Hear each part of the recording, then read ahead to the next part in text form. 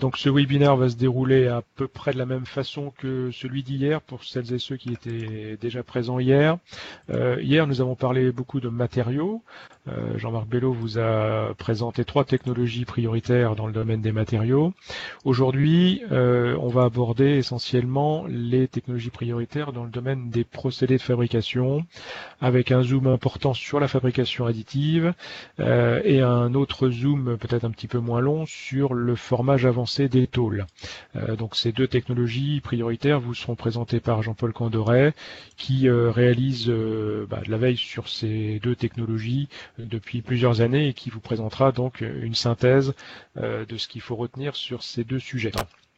Donc ces technologies prioritaires en mécanique, je vais vous faire une première introduction là pendant un quart d'heure, 20 minutes sur la façon dont on les a construites, qu'est-ce qu'on y trouve et vous donner un peu une vue de synthèse de ces TPM 2025. Pour celles et ceux qui étaient présents hier, j'ai fait l'effort de ne pas présenter exactement la même chose, donc vous verrez des slides que vous n'avez pas vus hier, et une autre façon, je dirais, de présenter à peu près la même chose. Ensuite, je passerai la parole donc à Jean-Paul Candoret qui vous présentera les 2 technologies fabrication additive et formage avancé des tôles. Je passe au slide numéro 3. Donc, qu'est-ce qu'on appelle technologie prioritaire? C'est ce que vous avez en bas de ce slide. Donc, ce sont des technologies qui vont être importantes pour la compétitivité de l'industrie mécanique, des technologies qui vont être relativement transversales à l'industrie mécanique, donc elles vont concerner plusieurs métiers de la mécanique. Ce sont des technologies qui vont être relativement matures, donc on ne va pas parler de technologies complètement inconnues, complètement au fin fond des laboratoires de recherche, mais de technologies dont vous avez déjà entendu parler, que vous pouvez même toucher du doigt, que vous pouvez commencer à mettre en œuvre, mais qui ont la particularité de ne pas être encore complètement diffusées dans le tissu de PME industriels français. Alors pour illustrer un petit peu cette notion de diffusion, vous avez à l'écran les couvertures des différents ouvrages que l'on a élaborés autour des technologies prioritaires en mécanique depuis une vingtaine d'années. Le premier à gauche date de 1997. Et donc tous les 5 ans, le CETIM publiait un ouvrage qui donc mettait en avant une cinquantaine de technologies qui nous semblaient importantes. Ces dernières années, on a complété ces ouvrages par une version numérique et vous allez voir tout à l'heure qu'on a mis un fort accent sur le support numérique aujourd'hui. Alors si on regarde un petit peu dans le rétroviseur, et pour justement rester sur la thématique procédé qui nous réunit ce matin, je vais vous montrer 2 illustrations dans le domaine de l'usinage. Bien si on feuillette les ouvrages technologies prioritaires de la fin des années 90 ou du début des années 2000, on parlait d'usinage grande vitesse. C'était évidemment à l'époque une technologie hyper importante pour la mécanique. Et puis ensuite, on n'en a plus parlé en tant que technologie prioritaire, puisque quand on arrivait au milieu des années 2000, l'UGV était quand même relativement bien diffusé dans l'industrie mécanique, et donc on a plutôt mis en exergue l'usinage 5 axes, puis de manière plus récente, l'usinage assisté. Et vous verrez que dans les technologies prioritaires 2025, on parle encore d'usinage assisté qui nous semble des particularités de l'usinage qui est importante pour vous. De la même façon, si on regarde le sujet de la fabrication additive, ça fait un paquet d'années aussi, une vingtaine d'années, que cette notion de fabriquer une pièce par addition de matière, en quelque sorte, apparaît. Dans nos technologies prioritaires, à la fin des années 90, ça s'appelait du prototypage rapide. Ensuite, il y a eu différents vocables que je vous laisse découvrir. Et puis, c'est seulement pour les technologies prioritaires 2015 qu'on a vraiment parlé de fabrication additive. Bien évidemment, ça reste et ça restera encore certainement longtemps une technologie prioritaire pour la mécanique. Donc ce graphe illustre aussi le fait que dans le domaine de la mécanique, l'innovation, elle est parfois de rupture, mais elle est souvent assez lente, assez incrémentale, et que finalement il faut 10, 20 ans ou plus pour qu'une technologie passe du stade où on commence à la connaître à un stade où elle est largement diffusée. Donc voilà pour ce petit regard historique, et notamment dans le domaine des procédés. Si je passe à la diapo 5, donc les technologies prioritaires 2025, à qui sont-elles destinées et à quoi elles servent? Alors elles sont évidemment destinées en premier lieu à toutes les entreprises de l'industrie mécanique, hein, et elles vont vous permettre de gagner du temps. Parce qu'on a fait l'effort, je vais vous montrer comment après, on a fait l'effort de sélectionner une cinquantaine de technologies qui nous semblent importantes. Donc vous avez cette base de travail, je dirais pré-mâchée, à partir de laquelle vous pouvez alimenter votre réflexion stratégique. Ça vous permet aussi de vous ouvrir à des technologies que vous n'avez pas forcément aujourd'hui dans votre viseur, et donc de vous faire réfléchir et de vous permettre d'anticiper, un peu comme Jérôme Dupré l'évoquait tout à l'heure, l'arrivée ou l'impact d'une nouvelle technologie. Ces technologies prioritaires en mécanique, elles servent aussi à éclairer finalement vos donneurs d'ordre, vos clients, hein, quel que soit leur secteur d'activité, pour qu'ils puissent tenir compte de l'évolution technologique de l'industrie mécanique, pour qu'ils puissent noter aussi que l'industrie mécanique elle continue d'innover sur des technologies originales, et puis que ces donneurs d'ordre puissent préparer finalement leur supply chain industrielle de demain. Ces technos prioritaires, elles servent aussi à éclairer les politiques publiques de développement économique dans les territoires. Et puis, elles peuvent servir également au monde de la recherche et de l'enseignement pour orienter des travaux de recherche amont ou des cursus de formation. Donc voilà un petit peu pourquoi cet exercice technologie prioritaire qui est porté par le CETIM finalement a une diffusion qui dépasse largement l'entreprise de mécanique elle-même, nos cotisants et les PME que nous servons. On est vraiment sur une vision complète de la chaîne de valeur du manufacturing. Sur le slide numéro 6, si ça s'affiche correctement, vous voyez les logos de toutes les entités, les entreprises qui ont participé à notre groupe de travail, hein, puisque l'exercice technologie prioritaire 2025, le CETIM ne le fait pas tout seul. Bien évidemment, on a travaillé pendant un peu plus d'un an, pendant toute l'année 2019, en s'appuyant sur les avis de personnes qui représentent les différents maillons de la chaîne de valeur de l'industrie manufacturière. Donc sur la gauche du slide, vous avez le monde académique, de la recherche, y compris des gens qui peuvent vous paraître un petit peu éloignés de la mécanique, comme l'INRIA, qui est plutôt dans le numérique, dans l'informatique.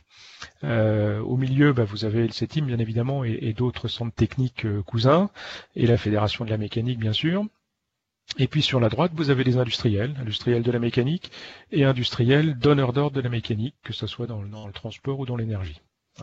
Donc ce sont des représentants de toutes ces entités-là qui se sont réunis plusieurs fois à distance. Déjà, on faisait déjà du travail à distance pour donner leur avis, apporter leurs idées et valider l'exercice technologie prioritaire 2025.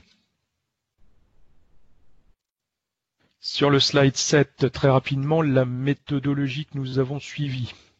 Alors évidemment, on s'est fortement appuyé sur tout le travail de l'équipe veille du CETIM, puisque nous publions plus de 240 notes et dossiers de veille chaque année. Ça fait une matière colossale en termes d'information technologique qui nous permet d'identifier un certain nombre de sujets importants. Donc ça a été une source très riche pour notre liste de technologies prioritaires. Les participants au groupe de travail que vous avez vu juste avant ont apporté aussi une bonne quinzaine d'idées que nous n'avions pas vues, parce que on n'a pas forcément le même spectre, le même champ de vision. Donc c'est le mélange des idées apportées par le CETIM et des idées apportées par les autres contributeurs du groupe de travail a abouti à une liste de 84 technologies candidates. Ces 84 technologies ont été ensuite évaluées suivant un certain nombre de critères qui a permis au groupe de travail de faire une shortlist de 51 technologies prioritaires qui ont donc été retenues. Ensuite, chacune de ces technologies a fait l'objet de la réalisation d'une fiche qui présente les éléments essentiels qu'il faut connaître sur cette technologie. Jean-Paul Candoret vous montrera tout à l'heure sur la fabrication additive et sur le formage avancé des tôles, qu'est-ce qu'il y a justement dans ces fiches. Et ces fiches, vous pourrez les retrouver sur la médiathèque du site CETIM en accès pratiquement libre.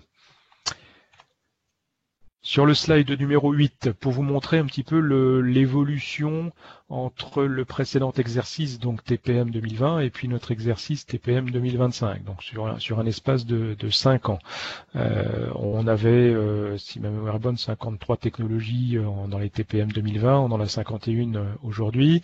Ce qui est important, c'est de voir qu'il y a 30% des technologies prioritaires 2025 qui sont nouvelles par rapport à l'exercice précédent. Donc ça veut dire quoi? Ça veut dire que il y a quand même de l'innovation et du renouvellement et des sujets nouveaux qui deviennent prioritaires pour la mécanique. 30% c'est pas rien, mais en même temps c'est pas 90% non plus. Donc ça veut dire aussi, et ça fait écho au premier slide que je vous ai commenté, que en mécanique l'innovation prend du temps. Et qu'il faut souvent 10, 15 ou 20 ans pour que des technologies émergentes soient largement diffusées dans l'industrie. Alors de manière plus précise, en fait, sur les technologies qui figuraient dans l'ouvrage TPM 2020, on en a reconduit 36, on en a éliminé 11, et donc si vous faites le calcul, il y en a 15 nouvelles qui sont arrivées. Certaines proposées plutôt par le CETIM, d'autres plutôt proposées par les différents membres du groupe de travail, et en tout cas validées par l'ensemble de ces intervenants. Sur le slide numéro 9, vous avez l'architecture, c'est-à-dire la façon dont sont rangées nos technologies prioritaires, donc dans 6 briques.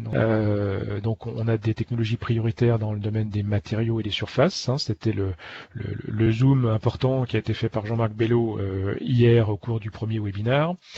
Aujourd'hui, on est plutôt sur la deuxième brique, procédé de fabrication. Demain, jeudi, on vous parlera des objets connectés et de la surveillance, notamment les jumeaux numériques. Et puis vendredi, on terminera par le vert, donc par le développement durable et la transition écologique. Les briques numériques et conception simulation n'ont pas fait l'objet de webinaires dédiés parce qu'en fait on les retrouve un petit peu partout. Quand on parlera de jumeaux numériques demain, on est à cheval entre de la simulation et de l'objet connecté par exemple. Et puis Jean-Paul tout à l'heure quand il parlera de fabrication additive, il y a toujours un peu de numérique, un peu de simulation, un peu de conception qui est pas très loin. Sur le slide 10, une courbe qui a été faite par Jean-Marc Bello, qui est la courbe de hype des 51 technologies prioritaires. Donc cette courbe de hype, pour ceux qui ne connaissent pas le principe, elle n'est pas de nous, c'est une courbe qui permet de positionner des technologies au cours du temps avec, je dirais, une progression de gauche à droite.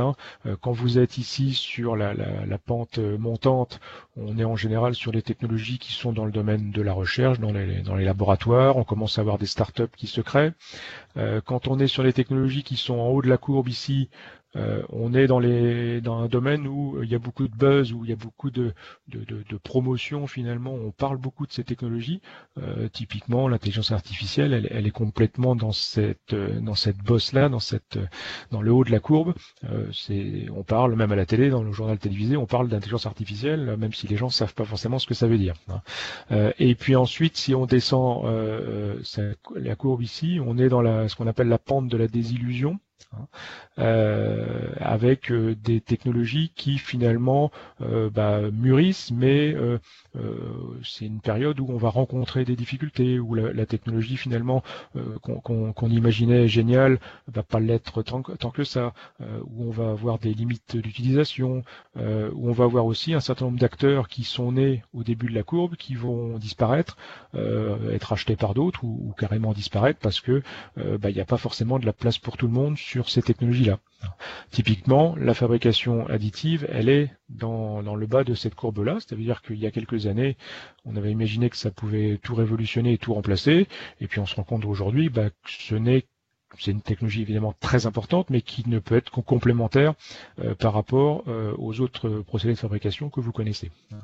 Et puis si on est sur la fin de la courbe, sur la droite, on est sur des technologies qui mûrissent, qui gagnent en productivité, en performance, qui s'améliorent, hein, mais qui vont rester, je dirais, sur cette courbe pendant des années. Donc vous voyez sur cette courbe que finalement, pour passer de la gauche à la droite, il faut souvent 10, 15 ou 20 ans, et que la photo qu'on pourrait faire dans 3-4 ans ressemblera peut-être beaucoup à ce que je vous montre aujourd'hui, avec un décalage léger vers la droite. Sur le slide numéro 11, donc un petit zoom sur les 15 nouvelles technologies prioritaires à l'horizon 2025, puisque je vous ai dit qu'il y avait 15 nouveautés. Je les ai rangées ici en 5 paquets pour faire un classement un petit peu différent de ce que j'ai montré hier. Donc il y a des technologies qui sont dans le domaine de la data, donc de la donnée, hein, évidemment, intelligence artificielle, blockchain par exemple. Plusieurs technologies nouvelles dans le domaine de la connectivité, de la communication, de l'Internet des objets, avec du edge computing, du jumeau numérique, des plateformes IoT par exemple. Donc ces 3 sujets-là seront exposés en détail demain. Si on est sur la droite, la tendance au niveau des matériaux, on l'a bien vu hier, hein, pour ceux qui ont assisté au premier webinaire, avec la métallurgie numérique, avec les nouvelles technologies de caractérisation des matériaux. Une tendance personnalisation également, hein, avec, on le voit bien dans l'actualité douloureuse actuelle, des entreprises qui hier fabriquaient des voitures et demain vont peut-être fabriquer des respirateurs. On est complètement dans un besoin d'agilité des systèmes de production, de personnalisation de masse, etc. Et puis pour terminer, ça sera l'objet du webinaire de vendredi, un axe évidemment transition écologique, hein. On parlera vendredi des batteries haute performance et également de la valorisation des déchets. L'une des autres tendances importantes dans le domaine des technologies prioritaires en mécanique, c'est le fait que ces technologies sont souvent liées entre elles. Donc là, je vous ai mis, et ça va faire la transition avec ce que Jean-Paul va montrer tout à l'heure, un petit schéma qui montre finalement les liens entre une technologie, la fabrication additive, et d'autres technologies prioritaires qui sont liées. Ça veut dire que quand on s'intéresse à une technologie, il ne faut pas oublier qu'autour d'elle gravitent d'autres technologies dont il faut tenir compte également. C'est ce qu'on appelle l'hybridation technologique. Et si on avait une heure de plus, je pourrais vous montrer tout un tas d'exemples d'innovations récentes où justement il y a eu de l'hybridation technologique, c'est-à-dire du croisement entre 2, 3 ou plus de technologies prioritaires en mécanique. Donc on va zoomer maintenant sur les procédés de fabrication. Je reprends la courbe de hype que je vous ai montrée tout à l'heure. Vous avez ici les 10 technologies prioritaires dans la brique procédé de fabrication. Donc on a vu où se situait la fabrication additive, et puis le formage avancé des tôles, lui, est un peu plus sur la droite. Mais Jean-Paul va y revenir tout à l'heure. Et pour terminer, avant de lui laisser la parole, juste un point sur la partie diffusion. Donc, on a organisé cette fois-ci une diffusion large à 3 niveaux. Tout d'abord, et ça c'est une première, ça n'existait pas auparavant, la mise en ligne d'un site internet, donc tpm2025.fr. Et puis ensuite, là on verra qu'on basculera sur le site du CETIM sur la partie Mécatech. Vous aurez d'une part les 51 fiches présentant les 51 technologies prioritaires qui seront accessibles. Jean-Paul va vous montrer qu'est-ce qu'on trouve dans ces fiches sur les 2 exemples qu'il va traiter. Et puis bien évidemment, et là c'est réservé à nos cotisants, toute la matière de base, donc toutes les notes de veille et dossiers de veille que l'équipe veille du CETIM publie tous les jours, puisqu'on en fait plus de 200 par an, sur tout un tas de sujets, technologies prioritaires et technologies un petit peu plus classiques pour la mécanique, et ça reste réservé aux cotisants. Donc on va faire la bascule auprès de Jean-Paul. Je vais juste arrêter le partage et normalement il va pouvoir prendre la main. Je te laisse la parole, Jean-Paul. Oui, bonjour à toutes et à tous.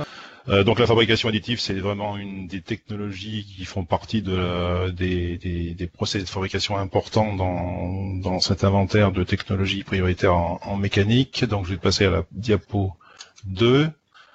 Elle fait partie donc des procédés de fabrication qu'on a sélectionnés comme étant vraiment porteurs d'avenir pour les industries mécaniciennes et tous les acteurs industriels qui gravitent autour. Donc un premier point, je vais rappeler la définition. Donc la fabrication additive, qui est connue dans le grand public sous le nom d'impression 3D, qui est un peu restrictif comme expression. Donc la fabrication additive, ça regroupe une grande variété de procédés, donc qui s'intéressent à divers matériaux, que ce soit des polymères ou des métaux. Donc parmi ces grands procédés, familles de procédés, il y a 6 grandes familles qui sont cataloguées en termes de normalisation. Il y a la photopolymérisation en Q, dénommée SLA, la projection de matière, la projection de liant, le frittage ou la fusion sur lit de poudre, ce qui est un des procédés les plus répandus et les plus connus. L'extrusion de matière, connue sous le sigle FDM, Fusion Deposition Molding. Le dépôt de matière sous énergie concentrée ou sous énergie dirigée, connu sur les applications,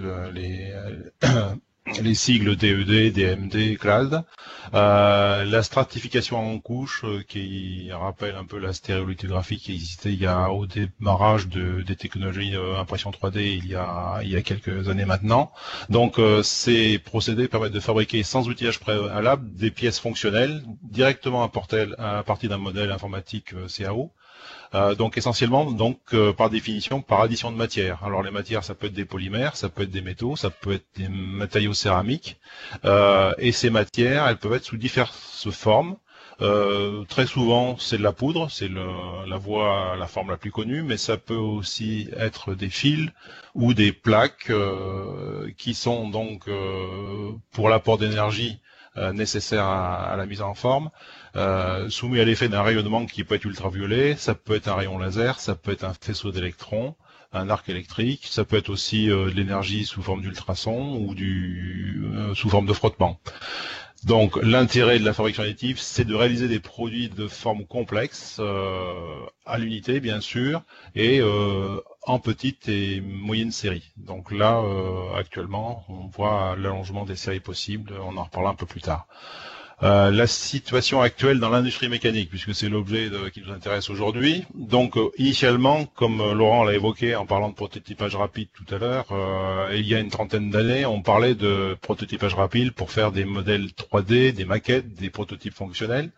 Maintenant, la fabrication additive, elle s'oriente de plus en plus vers de la production en série et de pièces fonctionnelles. Alors, production en série, ça ne veut pas dire des productions en série, en grande série. Les procédés sont encore lents, mais la tendance est enclenchée et c'est l'évolution qu'on voit se développer. Du côté des matériaux, on constate que l'offre en matériaux s'élargit. Alors, historiquement, la fabrication additive ou l'impression 3D, ça a émergé avec les polymères. Mais maintenant, les polymères, d'une part, ils se diversifient, c'est-à-dire qu'on a de plus en plus de polymères techniques qui se prêtent à la fabrication additive. Et aussi, depuis une quinzaine d'années, les alliages métalliques qui peuvent être mis en œuvre par fabrication additive se diversifient également.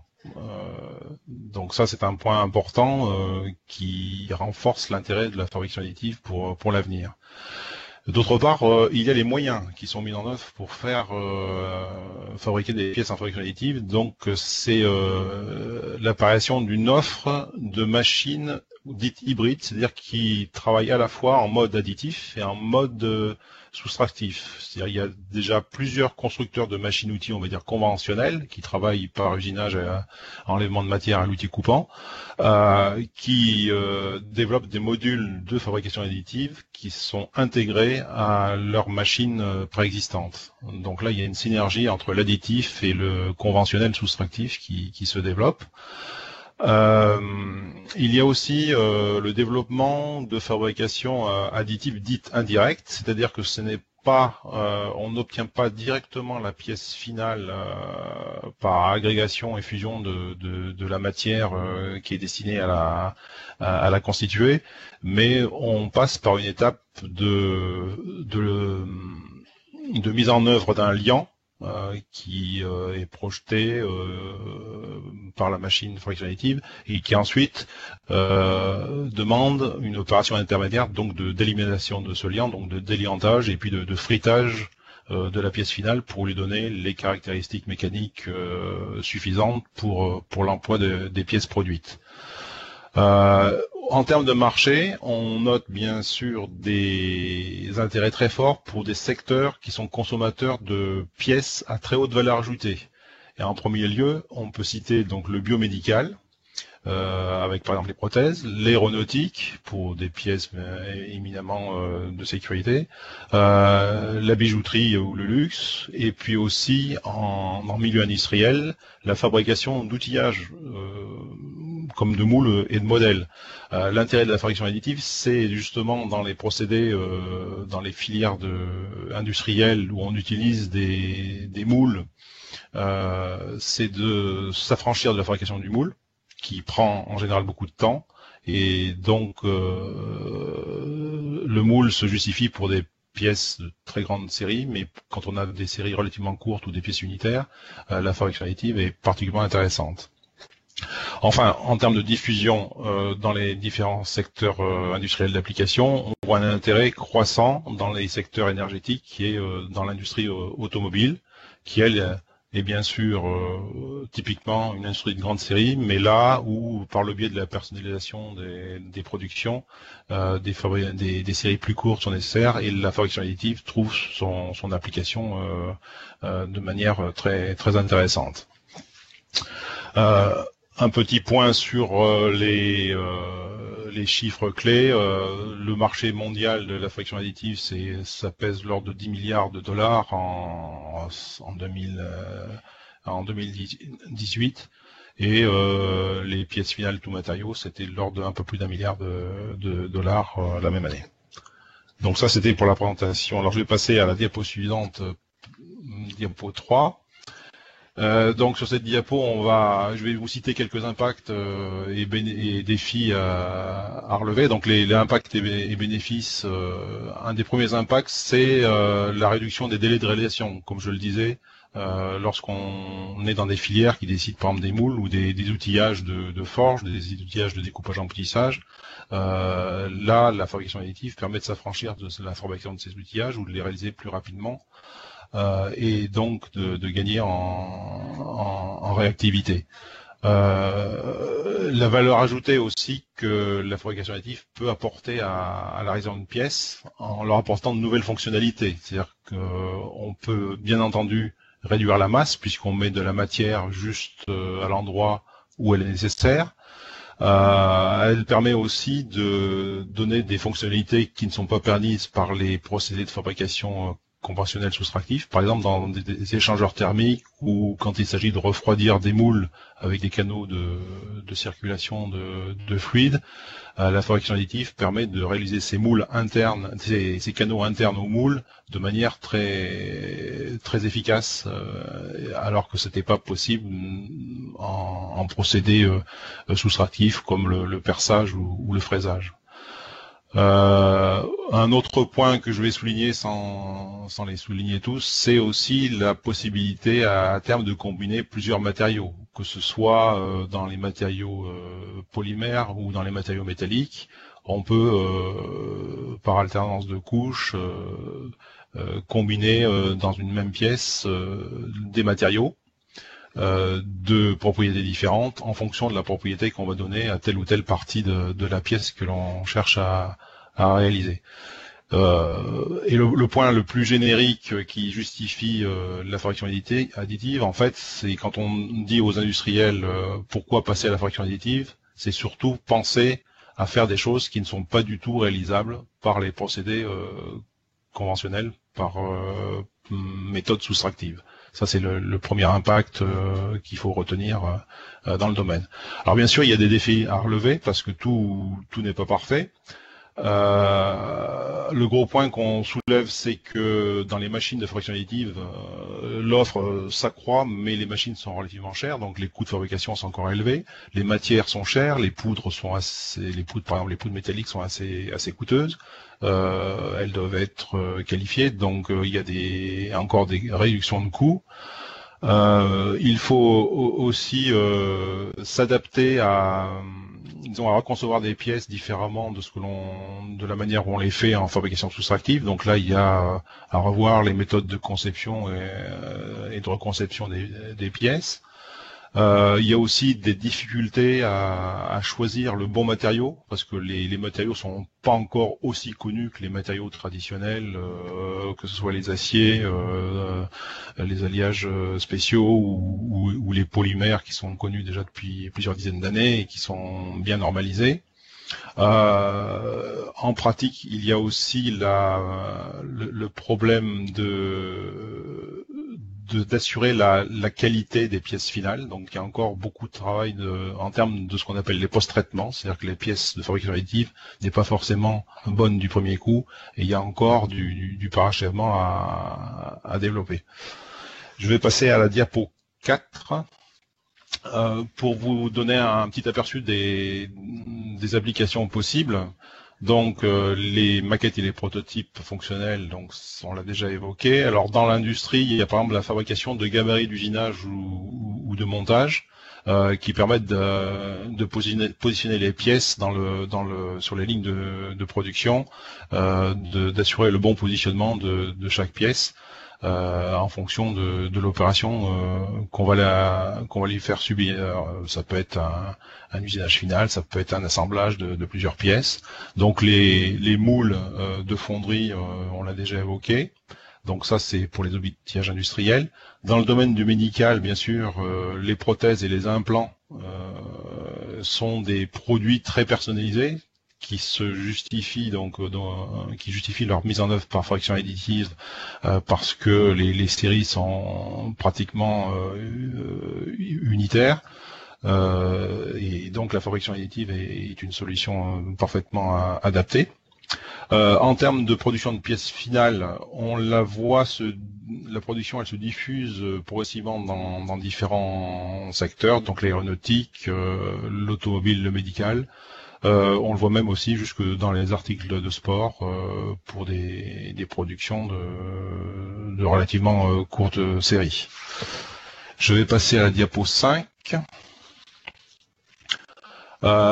Les tendances de la fabrication additive.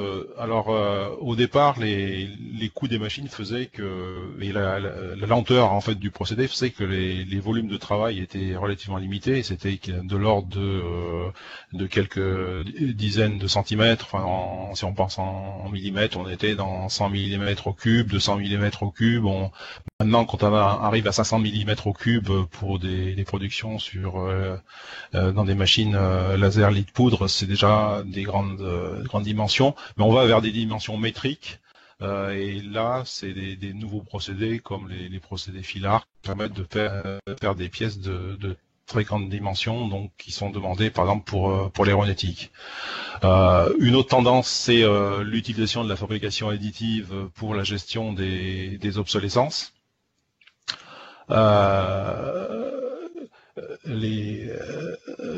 L'entretien de pièces de rechange coûte très cher, que ce soit aux compagnies aériennes, aux entreprises ferroviaires, et donc la fabrication additive permet de produire ces pièces au plus près du besoin et en temps utile. Une autre tendance importante, c'est la réduction du coût par pièce, notamment pour la technologie de fusion métal en lit de poudre, qui est le coût machine à ventiler sur la production par pièce était relativement important, et là on a une tendance à la baisse. Et il y a aussi une autre tendance, c'est de pouvoir intégrer des là, on se retrouve en lien avec l'Internet des objets, qui est une autre technologie prioritaire. L'interaction donc est permise par la fabrication additive, et donc c'est un moyen intéressant. Je vais passer à la diapo 6. Donc une autre tendance, c'est aussi pour les producteurs de machines d'offrir ce qu'on appelle des moyens de contrôler la paramétrie de la fabrication, tous les paramètres qui sont utilisés pour régler les machines pour leur production, et notamment aussi d'offrir des moyens de contrôle de suivi de la qualité de cette production en cours de process. Donc là, c'est un sujet qui est important et qui est suivi au CETIM. Donc là, il y a vraiment une tendance forte à suivre. En termes de matériaux, une autre tendance qu'on peut noter, c'est par exemple l'application de la fabrication additive non pas seulement aux polymères, mais aussi aux polymères souples, donc les élastomères, qui eux aussi peuvent être l'objet de mise en forme par fabrication additive. Dans le domaine du métal, on a aussi des développements qui se font faire des matériaux qui au départ étaient pas forcément très compatibles avec la fabrication additive, notamment par le laser. Pour exemple, on peut citer tout ce qui est à base de cuivre, le cuivre étant très réfléchissant des faisceaux laser, il était difficile de les mettre en œuvre par ce moyen-là, mais là, avec le développement de nouvelles technologies laser, notamment les lasers verts, on arrive, en jouant sur les fréquences, les longueurs d'onde des lasers, à mettre en œuvre ces matériaux qui n'étaient pas forcément faciles à mettre en œuvre au départ.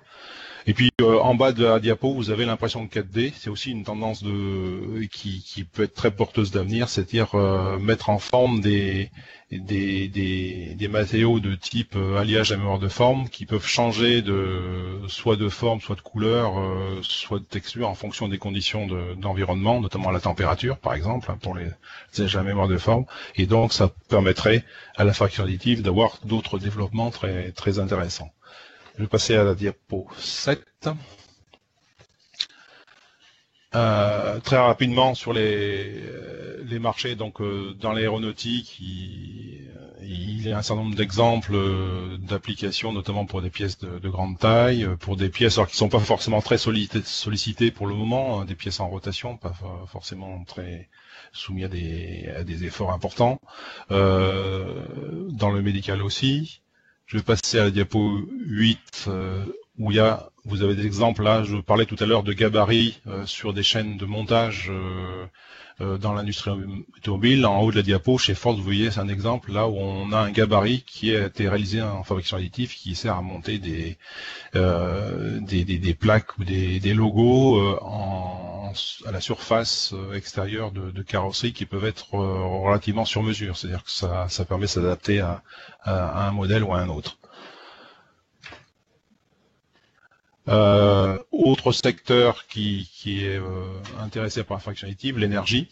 Donc là, il y a plusieurs acteurs, dont des gros acteurs comme Siemens par exemple pour des turbines à gaz, pour la fabrication d'un brûleur, donc une pièce particulièrement complexe de forme.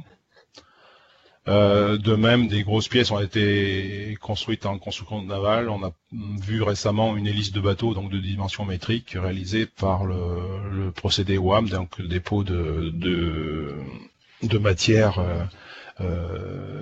par le procédé Fill Arc, Wire Arc Additive Manufacturing, donc qui permet de faire de grandes pièces. Je vais passer à la diapo 10. Donc très rapidement, là où vous avez la répartition par marché en application et en matière. Donc la matière en fabrication additive, c'est quand même en gros, je dirais 80% de polymère et 20% de métal. Le polymère est très dominant, mais la fabrication de métal croît fortement, comme vous le voyez sur le graphe de droite. Et pour terminer, donc diapo 11, vous avez une liste de documents de veille qui ont été produites par le CETIM, donc, qui traitent donc de la fabrication additive sous ses différents aspects, que ce soit les marchés, les technologies, que ce soit des comptes rendus de salon, des normes, des thématiques matériaux. Donc tous ces documents sont à votre disposition pour compléter votre information sur le sujet de la fabrication additive. Donc voilà pour cette première présentation. Voilà, donc je vais passer maintenant à la deuxième technologie du programme, donc le formage avancé des tôles. Donc toujours dans le la brique technologique procédé de fabrication, le formage avancé des tôles, il s'agit de mettre en forme des tôles, donc des produits plats ou des tubes métalliques, donc là on va parler de métal, par d'autres moyens que la mise en forme classique par déformation sous presse, c'est-à-dire qu'en ajoutant un complément de mise en forme, soit par chauffage, par déformation incrémentale à froid par un outil qui n'est pas un poinçon ou une matrice d'emboutissage, ou par application localisée de force de type électromagnétique ou d'impulsion électrique, ou par formage massif dans l'épaisseur. Donc dans l'industrie mécanique, le formage à chaud des tôles, bon, c'est quelque chose qui est connu déjà depuis une vingtaine d'années, mais l'industrialisation s'est faite progressivement, elle est toujours en forte croissance. Un autre point donc de cette situation, c'est le développement de l'embouteillage à chaud des alliages légers, qui est au début de son industrialisation, mais où on voit une émergence chez des constructeurs automobiles et aéronautiques. Et les autres adjuvants que l'on peut associer au formage plutôt pour le formage des tubes, et le formage des tubes aussi est également un peu plus émergent, notamment en utilisant des gaz sous pression. Alors les impacts et bénéfices de ces différents procédés de formage avancé des tôles, c'est donc pour l'embouteillage à chaud qui est disons le procédé majeur actuellement, c'est de permettre de faire des pièces complexes en assurant des très hautes performances en termes de résistance mécanique, notamment pour l'automobile et l'aéronautique. Le formage incrémental, le formage électromatique et l'électroformage, c'est plus dédié à faire des production de pièces à moindre coût mais en petite série, donc assez différent de l'embouteillage à chaud précédemment cité. Le formage électromagnétique, ça permet d'assembler des matériaux dissemblables, par exemple des métaux non soudables les uns avec les autres. Et puis aussi, c'est une possibilité ces procédés permettent de former plus facilement les alliages légers qui sont réputés être difficiles à mettre en forme par les procédés conventionnels de formage. Alors, quelques défis. Il y a encore des connaissances à acquérir pour le formage à chaud donc de ces alliages légers, donc notamment les alliages d'aluminium. Il y a aussi à bien maîtriser le formage à chaud localisé dans certaines parties de pièces pour que le réchauffage ait lieu là où on souhaite l'appliquer sans, disons, amoindrir les performances que l'on trouve dans d'autres parties de la pièce que l'on ne souhaite pas déformer. Je vais passer à la diapo 4. Donc, en termes d'application tendance, le formage électromatique est un processus très rapide de déformation de matériaux, donc à condition qu'ils soient conducteurs d'électricité. Alors, il peut servir aussi au découpage de la tôle par impulsion. L'électrohydroformage, c'est un petit peu le même principe, mais l'impulsion électrique génère un choc dans un fluide qui, donc, l'onde de choc vient déformer la tôle donc sur une matrice. Donc, l'intérêt, c'est que on a, au lieu d'avoir un outil double poinçon et matrice, il y a seulement la matrice qui est nécessaire. Donc, c'est un procédé très rapide. Et l'intérêt, c'est de faire des pièces de plus grande taille. Je vais passer à la diapo 5. Pour vous présenter quelques exemples d'applications un peu plus illustrées. Donc le formage incrémental des tôles, donc par frottement d'un outil en rotation, vous l'avez dans le haut de cette diapositive. On peut faire des déformations par godet, surimposer deux vagues de déformation, donc des petits godets comme vous voyez sur les photos de la pièce, puis un godet un peu plus important par un autre dans une autre phase. Donc là, c'est des choses qui ne sont pas difficilement réalisables par les procédés conventionnels. Il y a un autre procédé qui est apparu récemment, qui en anglais on appelle sheet bulk forming, qu'on peut traduire comme formage de tôle dans leur épaisseur. Donc vous voyez les exemples qui sont sur la droite de la diapo. Vous avez par exemple des roues dentées avec deux niveaux de denture qui peuvent être faits par déformation en épaisseur dans le sens de l'épaisseur de la tôle. Où vous avez les dessous sous la roue dentée vous avez ici la coupe, donc qui permet de voir que cette déformation s'est faite dans l'épaisseur d'une tôle, et ça leur donne des propriétés d'emploi particulièrement adaptées à des mécanismes qui demandent de forte résistance aux sollicitations mécaniques et puis de la précision. Je vais passer à la diapo 6. Alors le formage des tôles par déformation incrémentale à l'outil à froid, vous en avez sur la droite de la diapo, vous avez le schéma. Donc vous avez ici l'outil de formage qui se déplace dans les 3 dimensions, X, Y, Z, et qui déforme la tôle, qui est là classiquement tenue par un cerf-flanc en jaune. Et donc ça, on peut faire une forme ici en forme de cuvette avec cet outil. Donc vous avez ici sur la photo de gauche la pièce qui résulte, et on peut faire des formes assez complexes. Ici vous avez 2 niveaux de déformation, un quadrilatère plus une forme en croix surimposée. Et ça peut également s'appliquer au tube. Ici, vous avez un tube on fait passer le tube cylindrique à une forme trilobée par l'usage de ce type de déformation à l'outil. Je vais passer à la diapo suivante 7. On a un peu la même possibilité avec la déformation sous presse en déformant, donc en appliquant un chauffage à la tôle. Donc ça permet, ici vous avez un exemple de tôle avec des déformations assez précises qui ont été permises justement par le chauffage de ces tôles, qui n'auraient pas été possibles par la déformation classique à froid.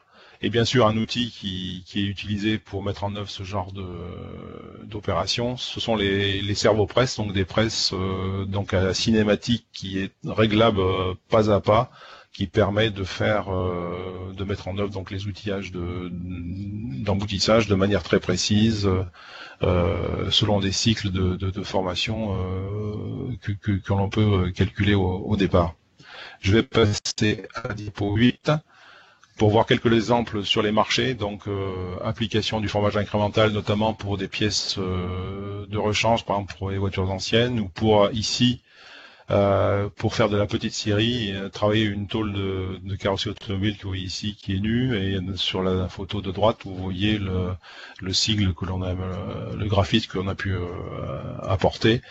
De même, l'intérêt du formage incrémental, comme il n'y a pas besoin d'outillage particulier, il s'agit de pouvoir faire des pièces de très grande dimension, comme ici vous avez tout le monde connaît le TGV japonais, le Shinkansen. Ici vous avez une pièce de carénage qui est métrique et qui n'est pas produite par un très grand nombre d'exemplaires, mais qui a pu être mise en forme par cette déformation incrémentale à l'outil. Je vais passer à la dernière diapositive de cette présentation, la 9. Donc là où, comme pour la technologie fabrication additive, vous avez ici le rappel des documents auxquels vous pouvez vous référer pour en savoir plus donc sur cette technologie de formage avancé des tôles.